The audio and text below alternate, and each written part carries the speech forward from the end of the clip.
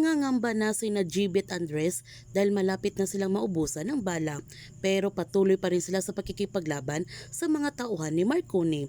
Buti na lamang dumating sina Greg at binigyan sila nito ng bagong baril. At papunta na sila sa landing zone upang makalis na sila nito sa Cerdova. Ngunit hindi madali ang kanilang pagtakas dahil tinutugis pa rin sila ng mga tauhan ni Marconi at nahihirapan ang team na patayin ang kanilang kalaban dahil sobrang madami nito hanggang nagkahiwalay nga silang 7. Sinabihan ni Greg si GB na mauna na sila ni Andres sa landing zone at i-secure nila yung package at siya nang bahala dito.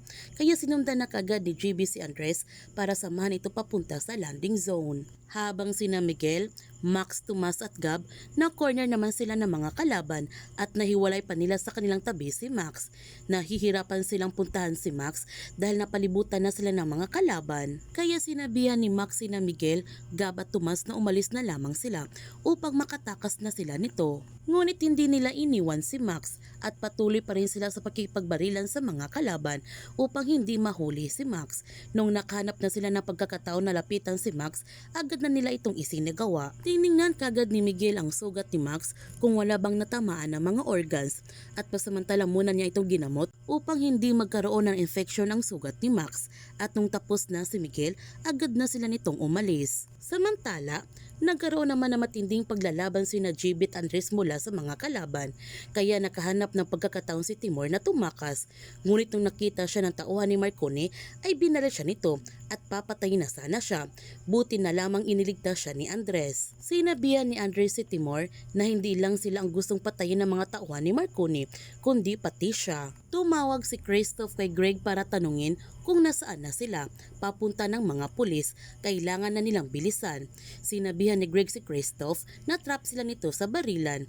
Ang sabi ni Christoph, sa loob ng 15 minutes at wala pa sila, iiwanan na sila nito. Malapit na sana sina Max, Miguel, Gab at Tomas sa landing zone, ngunit na-corner ulit sila ng mga kalaban at nahihirapan na sila nito dahil napakadami na ng kanilang mga kalaban at naubusan pa naman ng bala si Gab, kaya hindi sila makaalis sa kanilang pinagtataguan. Dumating na si Greg sa landing zone at tinawagan niya kagad si Miguel para sabihan ito na may 15 minutes na lang sila para tapusin ang trabaho.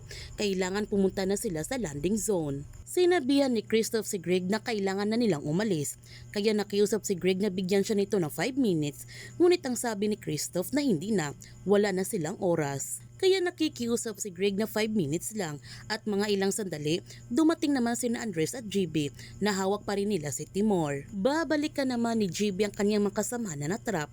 Sinabihan na Greg si GB, meron na lamang silang 5 minutes.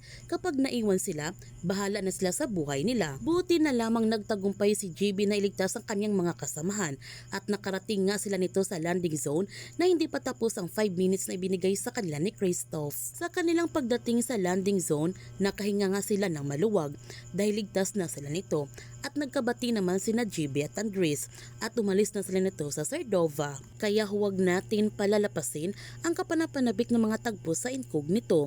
Kung bago ka pa channel ko, don't forget to like, subscribe, and click notification bell para updated ka sa mga videos in-upload ko. Thank you for watching and God bless to everyone.